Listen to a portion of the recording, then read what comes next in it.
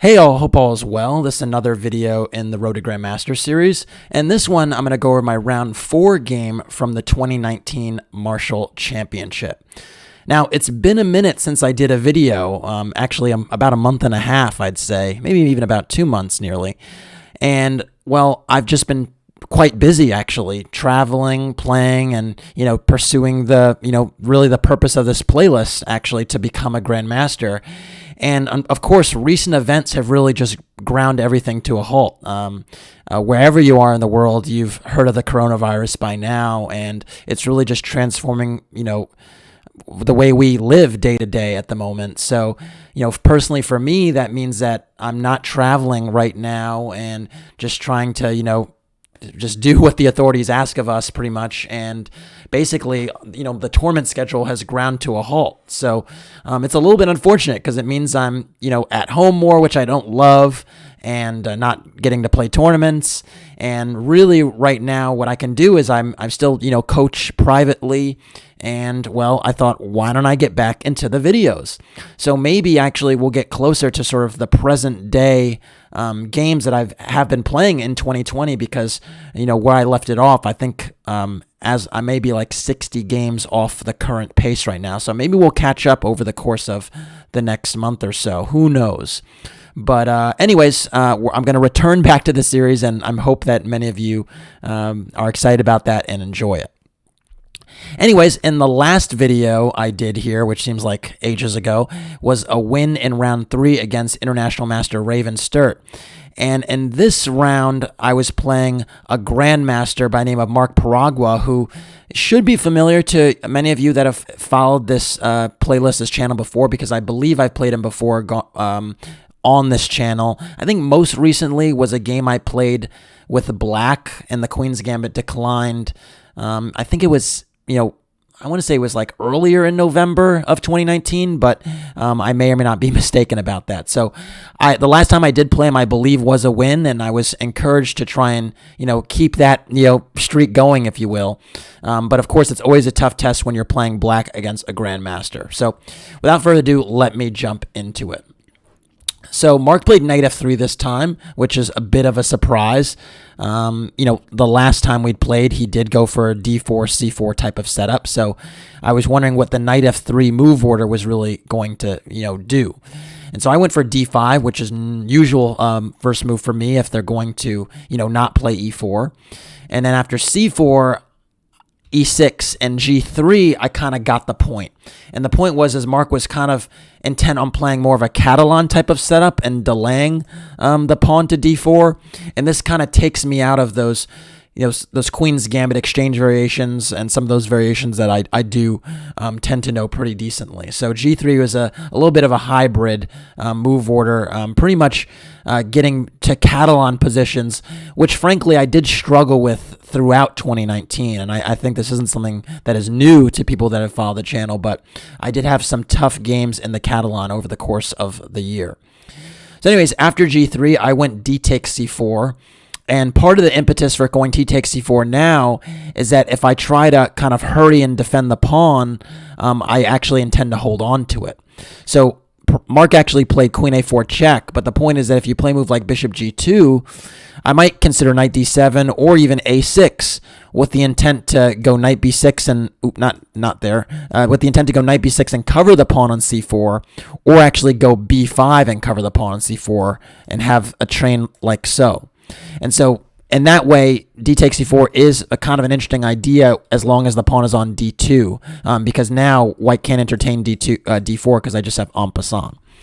So after d takes c4, many white players elect to actually get that pawn back right away with queen a4 check like Mark did, and I went for knight d7.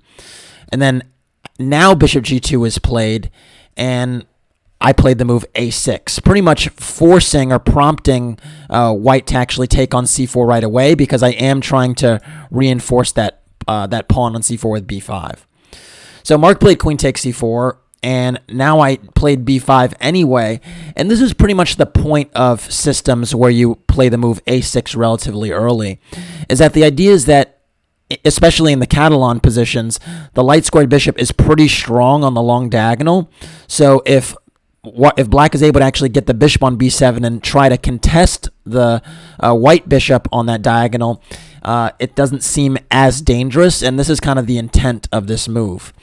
Note that if white does go for a move like queen c6, which was not played, Mark instead elected for queen c2, I can just go rook b8, and the point is I still can follow up with bishop b7 next. So basically there's no real benefit to actually trying to stop bishop b7 because you can't really. So anyways, after b5, white went for queen c2, which is the natural move, and I went bishop b7.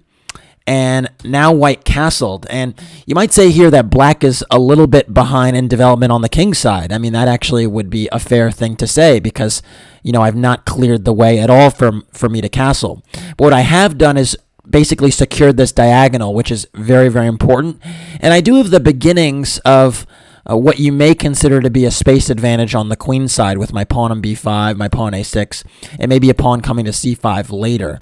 So the challenge for black really is just kind of developing and doing that cleanly without there being any tactical issues, because white right now, having the castled king, is going to try to open the position or create some type of weakness that is going to be a liability for me going forward. So anyways, after castles, I played knight gf6. Just developing, and also, somewhat discouraging the e4 move for now, having two minor pieces on the square. And white played d3, which is actually quite common in these structures.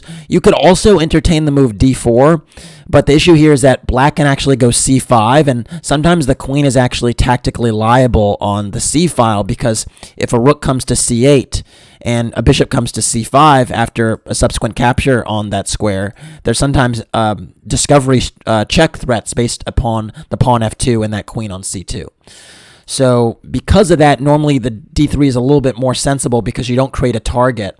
And what you'll find a lot of times is what I actually was afraid of during the game, is that white can actually set up some very annoying light squared control on c4 and or a4, in particular with the knight coming to d2 and then to c4. And you might say, well, how is that possible now? Well, essentially, a lot of these systems, white is going to try to play a4, and the point is that if I actually go b4, the c4 square is a really, really nice outpost for a white knight. And so one of the things I was concerned about, and something that the d3 move actually introduces, is something where I actually wind up having pawns on c5 and b4, and this knight just on c4. So yeah, something to think about. So anyways, after d3, I played the move c5 myself, partially because I figured that since d4 wasn't played, it would be principled to take control of the center. I could have been a little bit more measured and start with bishop e7 or even bishop d6. Both of these moves are playable, but c5 is totally fine and not a mistake. So after c5, Mark went for the move knight c3. And this was a little bit of a surprise to me, actually, because I thought that in a lot of the lines, the point was to play a4 and then put that knight on c4. But if you think about it, the knight actually eyes the b5 pawn here, and so now a4 may be a little bit more compelling because it actually forces me to make a decision. Whereas if the knight was actually on the d2 square, then I wouldn't really be as concerned about having to push b4 after a4 is actually played. So something to think about, and something that, actually makes a lot of sense on white's part. Anyways, after knight c3, I played the move rook c8, and this is probably my first, mistake of the game. The reason I say it's a mistake is because I was trying to preempt this a4 push, and I thought that having the rook on the c file made sense because then I wouldn't have to worry about rook takes a8, queen takes a8 after a potential a4 push. But frankly, it was more important to just continue developing. So that was, kind of why rook c8 is a step in the wrong direction. Instead, a move like bishop e7 made a lot more sense. And then if a4 comes, which was the move that I was very concerned about, I can just play queen b6 and actually defend the b5 pawn. And there's no harm to my position just yet. Now, it still remains a little bit tricky, and one of the moves that is very, very tricky is this move queen b3. And this is kind of the nightmare scenario that I was concerned about, was a situation where the pawn is attacked more times than it's defended on b5, and then I'm compelled to play a move like b4 that actually allows this knight to relocate back to the c4 square. So if I go b4, knight b1, and then knight d2, knight c4 seems really scary to me. It turns out, though, that after queen b3, I can just play the move knight d5. And actually, tactically, white is not in time to actually win the pawn on b5. So, for instance, if you go a takes b5, takes on a8, you can't take on b5 with the queen because that actually loses to knight takes c3. And the point is the queen on b5 is unprotected, and so you're compelled to take on b6. But now I have this really nice intermediate move, knight takes c2 check. And after I recapture the queen on b6, I'm just up a piece. So queen takes b5 just doesn't work. And then the other move, you might say, well, what about knight takes b5? Well, this actually just runs into a pin here. So now black can actually just play bishop c6.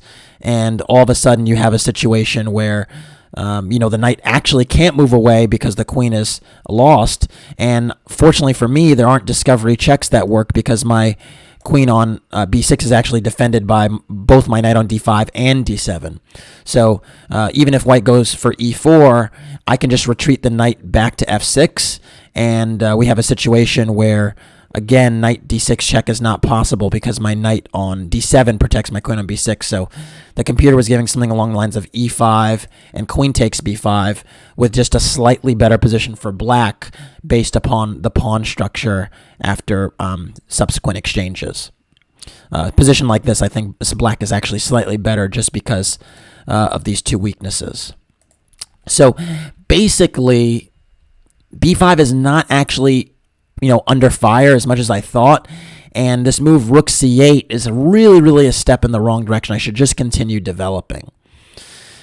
Instead, after rook c8, white played the move a4. And I still have this problem on the b5 pawn, but I thought, okay, well, not a big deal.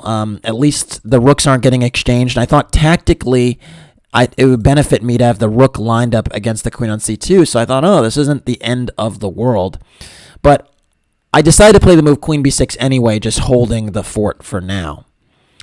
After queen b6, a takes b5 was played, and I, of course, recaptured.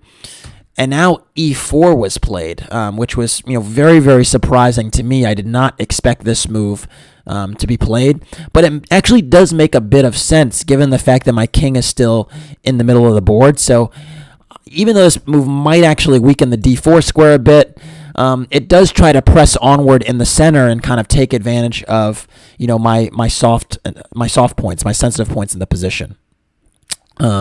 So again, I think it would be important to point out that queen b3 does not really challenge me very much because of this move knight d5, and maybe even there's the option to play c4 in some positions down the line, harassing that queen on b3 and the pawn on d3, kind of breaking up the pawn chain that white has in the middle of the board. So that's kind of one of the things about it is this annoying English type of pawn chain is very compact and really fares well in endgames because there aren't many targets in the position. So if I'm able to rip that up somehow, that's sometimes beneficial. Anyways, after takes e4, I now went bishop e7, getting back on the right track, trying to develop, get closer to castling. That kind of is an important objective in the game. And now white played the move h3, which I thought was extremely puzzling and frankly a little bit slow. I thought it was more sensible to just develop the bishop, but you kind of understand that h3 does cover the g4 square, and so maybe bishop e3, knight g4 was something that essentially white was actually wary about. So I understand the decision. After h3, I actually played bishop c6. And again, kind of a step in the wrong direction from the standpoint that castling should be the priority. I mean, of course, defending pawns is important, but it's almost goes with the mantra, do what you have to do so you do what you want to do. And frankly, I have to castle. And so castling, is definitely the imperative here. And playing a move like bishop c6 is really just too cute. And after castling, after bishop e3, I could entertain a move like bishop c6 now, but at least my king is, out of harm's way. I think the reason I played bishop c6 first was because I was a little bit concerned about b4. So I thought there were positions where bishop e3 and b4 would be a big concern to me because of the pin on the queen on b6. But frankly, I could always move the queen off the diagonal, and I still have two pieces covering the square, so it wasn't something I should have been super worried about. And frankly, the opening of the position, and particularly the c file, would favor my rook on c8. So that's not something I should have been necessarily trying to stop. So castles is much better. Anyways, after bishop c6, bishop e3, I actually now, again, because I was worried about this b4 move, played the move queen b7. But of course, as I already mentioned, castling would have been much stronger. And after b4, queen b8, black has a completely satisfactory position and not too many problems here. One can actually argue that the d3 pawn will be nearly as sensitive as the b5 pawn after an exchange on c5. So not the end of the world for black. Anyways, I did go queen b7 and, try to just preempt this b4 move. And here white played the move knight d2. And it was at this moment that I was really kind of like disgusted with my play. Not so much because I thought I was losing just yet, but because I realized that this move queen b7 was just an awful decision, because all of a sudden this knight from f3 can just reroute to a5, where it would fork my queen and my light squared bishop, and losing the bishop pair, in particular that light squared bishop, when white has one that's kind of screaming down this diagonal, would just be not tolerable. And so very, very disappointing to kind of walk into this. And I think it kind of demonstrated a lack of focus in this game, because to just run into that, is just a very, very poor decision. And because of it, I'm going to lose a critical tempo, because if I played queen b8 right away, this knight b3, knight a5 stuff, wouldn't be as big of an issue. But after knight d2, and now I castled, and white played knight b3, keeping with this knight a5 theme, and I'm pretty much obliged to go queen b8, which I played. But my God, I just lost a full tempo on the position here, and that really would make a huge difference, because if it was my move, I can consider playing c4 and breaking up the center. I can maybe consider knight e5. There are just so many other moves I could make here if it was my turn, and unfortunately, it just isn't. And so those things make a huge difference in a position that's really full of pieces. I mean, we've only traded, we've only traded 2 pawns at this moment, so very, very disappointing to allow this. Anyways, after queen b8, white played knight a5 anyway, and that makes a lot of sense, because now this light squared bishop is, vulnerable, and I really thought, I can't give that up, because then all of a sudden e5 becomes a serious theme in the position. And so now I played the move bishop a8. And for the moment, it appears that I have everything covered. But, white is definitely the one that's kind of pressing forward, and I'm kind of on my heels. My last few moves have been purely defensive. So, I think that, even though the position is, still close, it's not so bad for black. White is definitely the one that's in the driver's seat. Anyways, after bishop a8, white played queen b3, which, again, is very, very logical. Now, pinning hopes on, harassing this b5 pawn. And, I was, pretty concerned here, because I don't have any effective way to defend it. And so I went for the move c4, trying to actually kind of rip open the position that way. Note that if I play b4, which is the move I was, talking about earlier in the game, it's just not such a great idea, because after the knight moves away, I'm not sure whether b1 or e2 is more effective, but when that knight moves away, you can see that the c4 square is going to be a wonderful outpost for the white knights. And My bishop on a8 is kind of a dead piece as long as his pawn is on e4 here, and it's going to be hard to get a foothold in the position with white having this wonderful blockade on c4. So I was not keen on allowing this position with a static weakness. So instead I played c4 with the intent, you know what, you can take the b pawn, but I might take the d3 pawn, and we get some trades, and maybe the e4 pawn is a little bit more vulnerable if the d3 pawn is gone. White now played the move d takes c4, and I played b4, and I thought this was actually really, really clever because it reminded me of this game I played earlier in the month of November of 2019 against Praveen Balakrishnan, where it was a closed Ruy Lopez, but there's this idea where you play c4 to sack a pawn and then rob the white minor pieces of that square, and then you press onward with b4.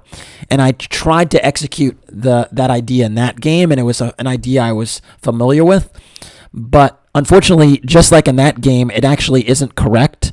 Now, I did win the game against Praveen, but it wasn't because I played this idea. But the thing is, this just isn't very good. And the reason for it is actually very similar to the game against Praveen, because essentially now white gets the opportunity to play the move knight b5. And the issue is, just like in that game, that this knight is on a wonderful, wonderful outpost covered by the c4 pawn. And so I don't truly accomplish what I was setting out to do, which was to take away a nice square from a minor piece, because I just give a new one to the white player. So instead of playing b4, it would have just been more effective to play b takes c4. And much to my surprise, after queen takes b8, rook takes b8, and knight takes c4, it appears like white is just a pawn up for nothing, but I actually have this nice move, rook b4.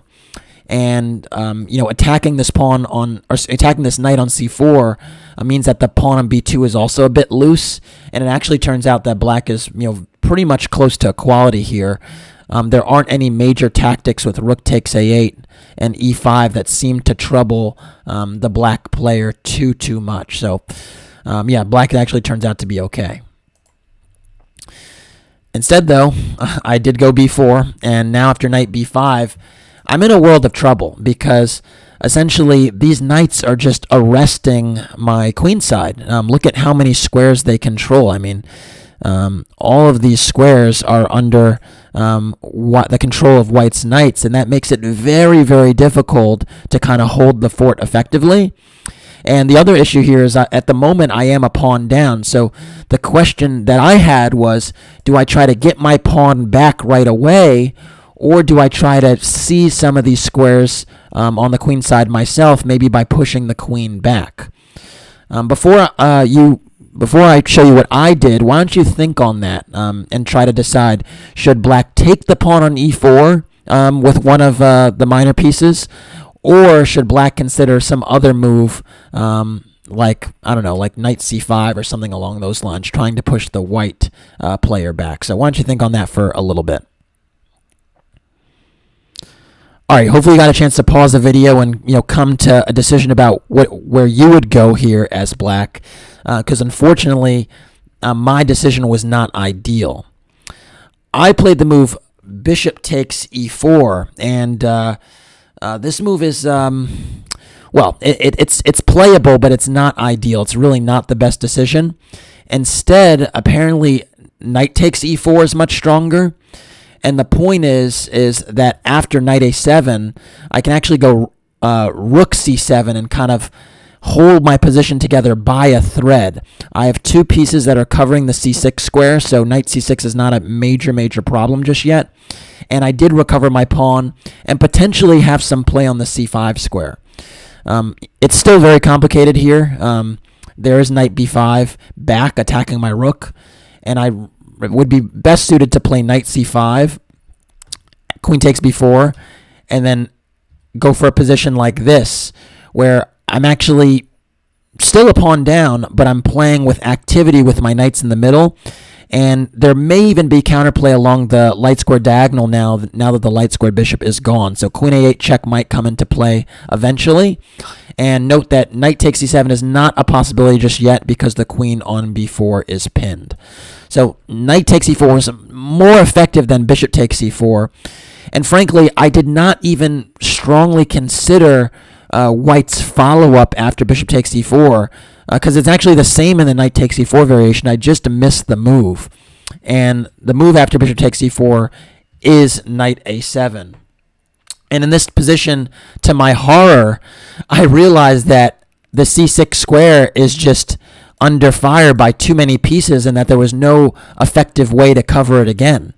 And so one of the other huge elements between those captures is that by capturing with the knight, I would have actually blocked the bishop from actually controlling the c6 square. And here, I'm not doing that, and I'm actually almost removing one of my defenders. And so, yeah, just not really my day. And thus far I was very, very frustrated by what was really happening because I'd played a much better game in the first round of the day against Raven Sturt. So it was just very frustrating.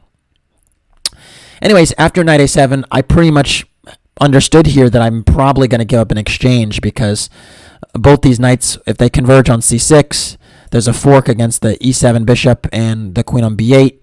And so right now it's kind of just trying to figure out what's the best way I can try to sack an exchange. And I landed on playing knight c5. And my thought process was, at least I'm going to get this bishop on e3 because now the queen on b3 would be forced back. So the bishop on e3 would pretty much need to give itself up for my knight.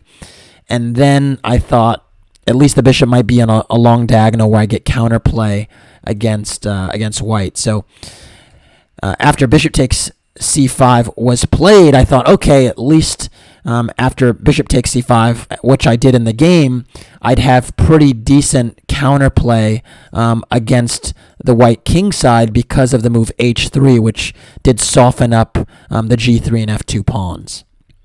It turns out, though, that my calculation was still a little bit off because Mark had a really, really amazing move here.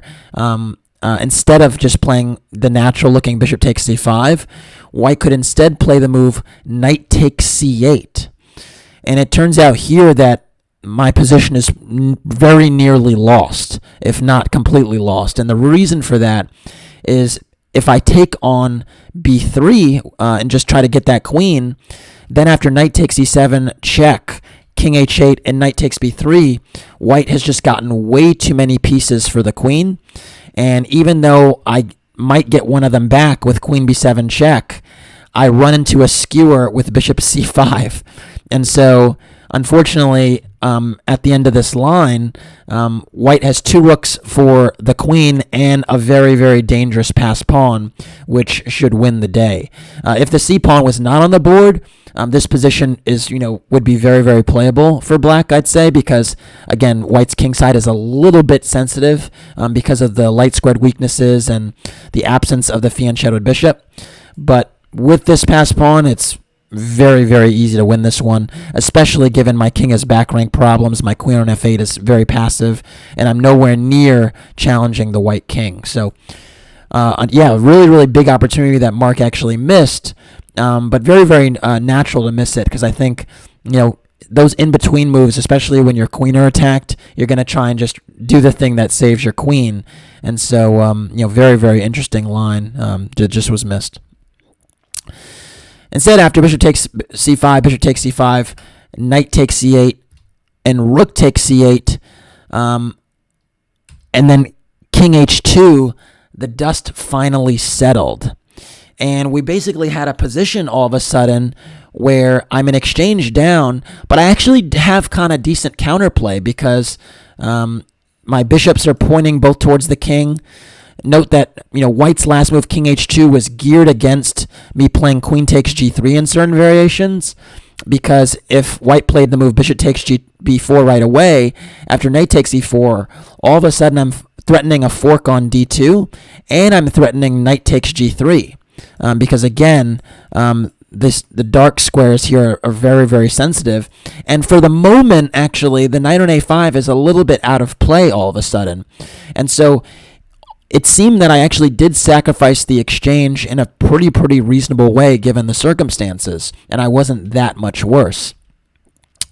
The critical moment actually came in this position after king h2, because it seemed a little bit strange to me that the king, even though it was covering g3, was running into a new diagonal where, my pieces could maybe assert themselves. And so I was thinking, is there any way I can kind of take advantage of this king's position? I was kind of scouring the board for options.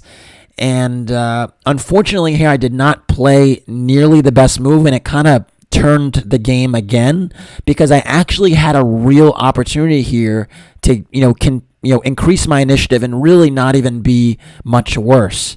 And so I'm gonna give you an opportunity again to pause the video here and try to figure out how black should play here, because it's a remarkable move, and I think it's going to be a tough one to spot, but I'm going to give you a chance anyway. So why don't you pause the video and give yourself that shot. All right, hopefully you pause the video and could try to figure out black to move in this particular situation.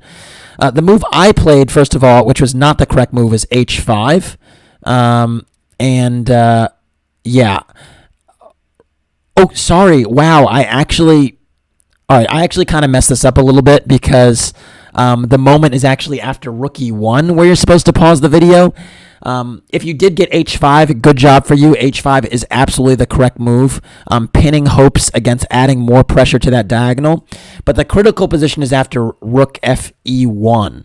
And so if you want to pause the video here, you may do so, but hopefully I don't bludgeon this little exercise here, because this is the moment. So anyways, the move here, the move that I did not play and is actually the strongest move by far in the position, is strangely enough bishop a8. And it was a move that even when I was kind of, analyzing a little bit, I was just totally perplexed about why this was so strong. Because it seemed to me I'm just passing over a tempo for white to do something about my threat of h4, which I've highlighted, or something else. But the issue is here that after bishop a8, I keep the bishop on the diagonal long enough for white to not really untangle efficiently. And so the issue is that if white tries to, play bishop takes a8, now after queen takes a8, surprisingly, white doesn't have many effective moves, because the queen on b3 is actually covering this f3 square. So it's really stopping me from invading. But at the same time, at the moment, I'm attacking f2. And so the issue is that if you play a move like queen c2, now after queen f3, the position is really dangerous, because f2 is hanging, and I can even maybe increase the pressure with h4.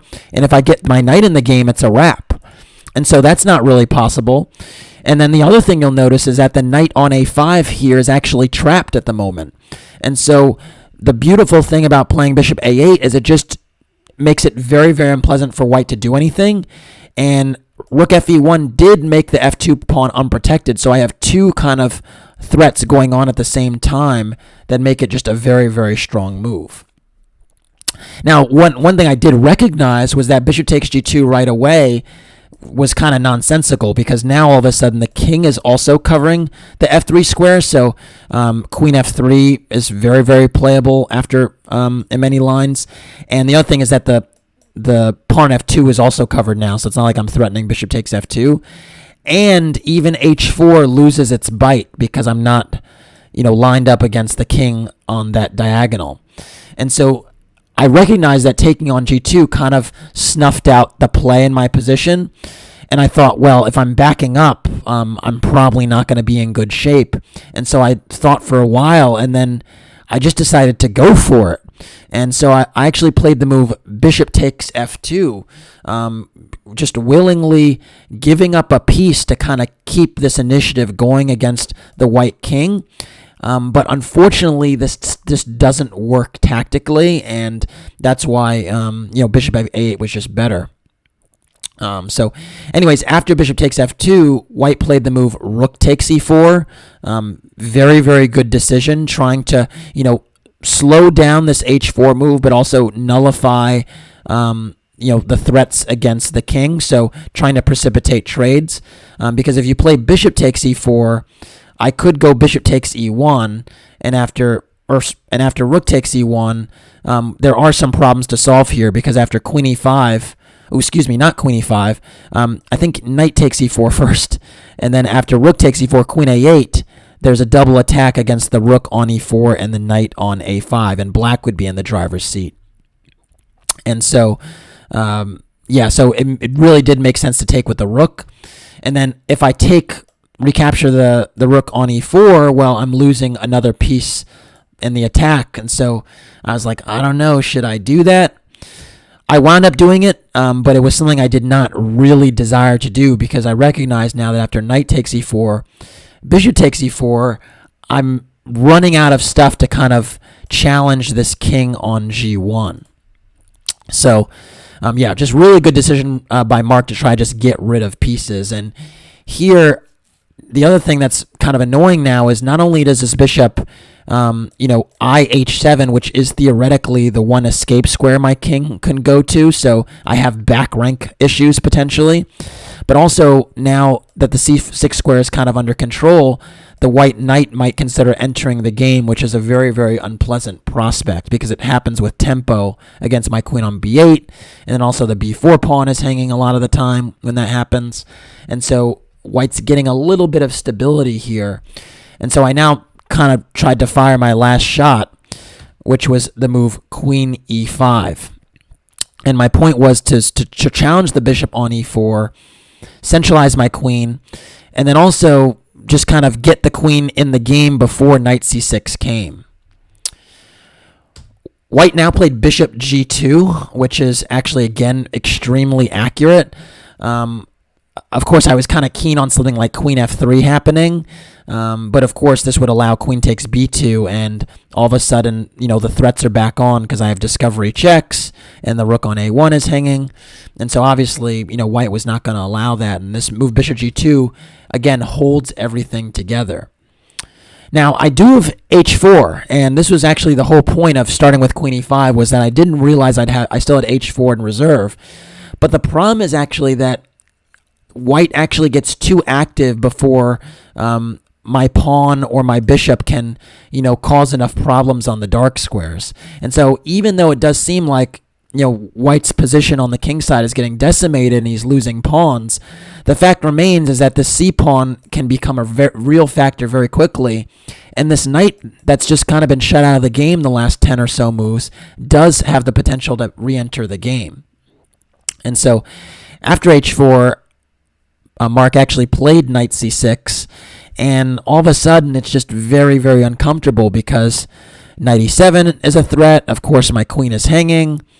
b4 is a problem, and quite frankly, I cannot generate enough pressure on the king because this light squared bishop is doing a good job of covering the other squares. And so, yeah, it's unfortunately basically a lost position, even though it does seem I've generated some pressure against the king. I played bishop takes g3 check. I thought the best chance I had was to actually keep this diagonal open. So my dream scenario was that if I was able to get my bishop somehow behind the queen to establish a battery against the king on h1, I thought that would be ideal.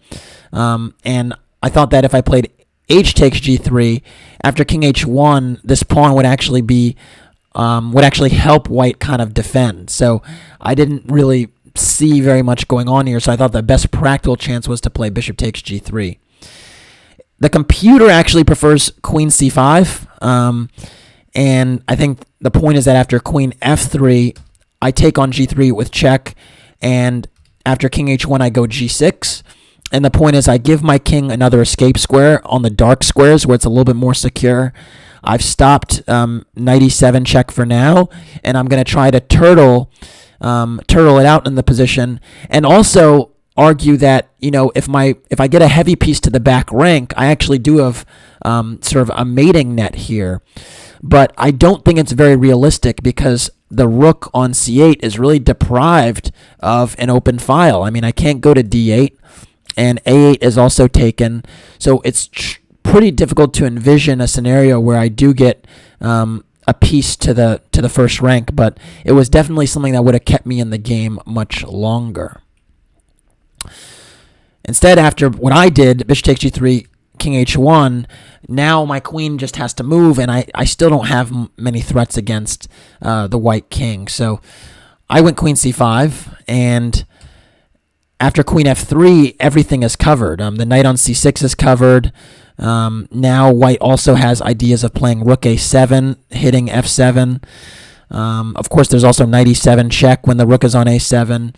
And I'm nowhere near close to setting up this battery on the b8, h2 diagonal with the queen lined up with the bishop that I actually want to do to create a mating net. So I'm not even close. I played the move bishop c7, at least kind of dreaming of such a fantasy. But that's all it is, fantasy, because queen d6 is not going to be allowed. And here, white played the move rook d1, just cutting out that idea completely. Note that queen e5 is covered by the knight on c6. I now went bishop d6, just trying to stop the rook from entering on d7. You could actually argue that in this position where I played bishop c7, I might as well go bishop d6 right away if that was going to happen anyway. So again, kind of playing a position a tempo down, but that's nothing new since you saw my queen b7, queen b8 maneuver in the opening here. So after bishop c7, rook d1, bishop d6, white now went b3, and I think b3 pretty much sums up my prospects right now, because white is basically saying, I have the time to protect my c4 pawn, and really you can't improve your position very much, so I can even be patient here. And it's kind of a gut punch, honestly, because I don't have any counterplay. And the issue really is that my rook on c8 has no way to get in the game. If my rook was on a reasonable square like g5 or f5, we might have something to talk about. But basically, my rook just can't enter. I can't go to d8. I can't go to b8. And a8 also is impossible because of knight e7 check, unleashing the queen on a8. So it just doesn't really work. So after b3, I played the move g6 now, trying to give my king an escape square and secure it on a dark square. But now white played queen e4, and this is really an excellent creeper move, as I like to call it, because not only does it eye the pawn on h4, it really just makes it a little bit uncomfortable, because my idea of stepping up to g7 can just be met with queen d4 check, just trading queens when, again, these pawns really aren't going anywhere, even with queens off the board.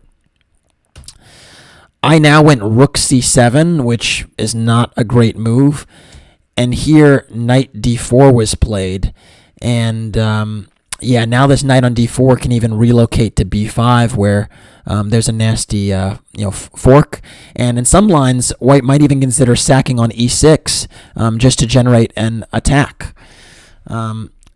I now played queen h5, attacking the rook on d1, and frankly, I was in severe time trouble here and kind of just flailing and waiting to kind of fall on my sword.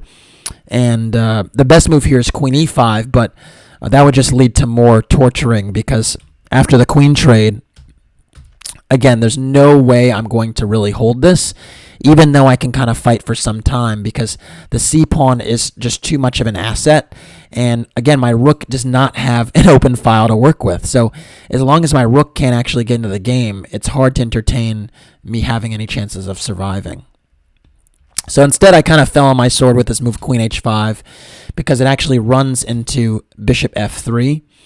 And after queen g5, white played the move knight b5. And this move, which actually just attacks the bishop on d6 and the rook on c7, led me to resign. Very, very, weird game, I'd say. Difficult one to lose, because I thought that even though I made a series of inaccuracies in the opening, I still did get my chances in the middle game and did not really take advantage of them. So in that sense, it felt like I had many opportunities to play better and I didn't, and so that's always a little bit frustrating.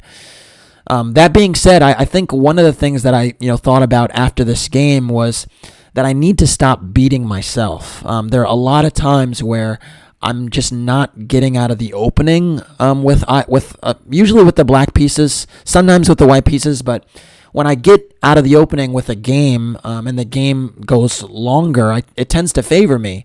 But if I'm getting it out of the opening with a very bad position because I break the fundamentals for some reason, then the game doesn't go well.